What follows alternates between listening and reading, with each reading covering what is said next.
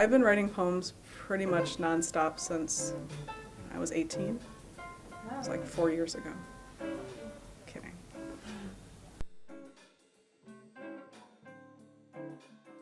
The Swan Girl. This isn't the calm before, not storm, not rope dangled over the pier to the swimmer too bold for her own good.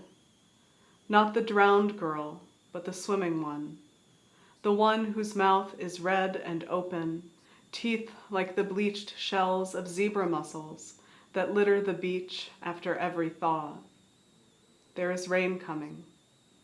Black line over South Manitou Island. This is the garden dark and the sky ruined with light. Sin like it doesn't matter. That's the ticket.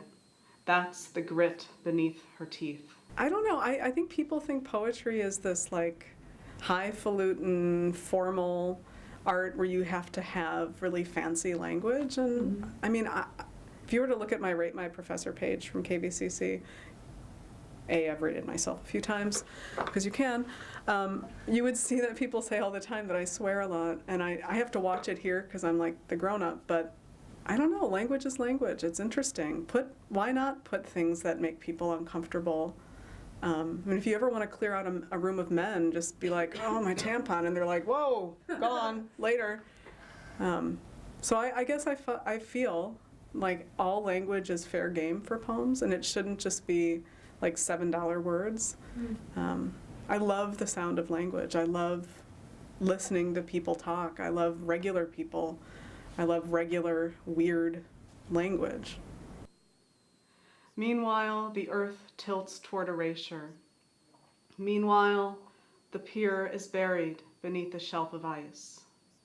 2 wedding dresses, a veil with sturgeon embroidered on the hem, a room filled with someone else's things, model trains, Commodore 64, half-filled saucers of cream. Take everything. The snow has gone soft at the edges. The girl folds her wings and sings, the old life calved from the flow. Her son turns to her in his sleep, tucks his feet beneath her hip. Snow falls and falls outside the window, and the lake crumples at the edge. Lacy dress matted with sand, with ice. The headless swan, the girl who swims and swims. There's a series of, I started writing prose poems. I mean, the lines in these poems are like all over the place, a lot of them. And I thought, what if I just wrote a paragraph? But I hadn't published any of them yet. Blackbird just put 3 of them up that got accepted like 100 years ago.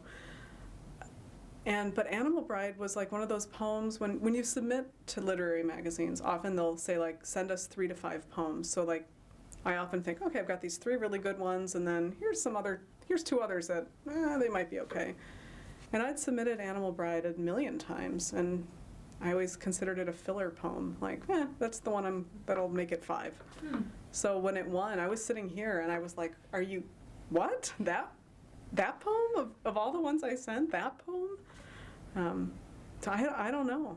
I have no idea why it won. I'm really glad, obviously, because it is a new area. It's like it's a new path for me poetically, and not one that I was feeling very confident in.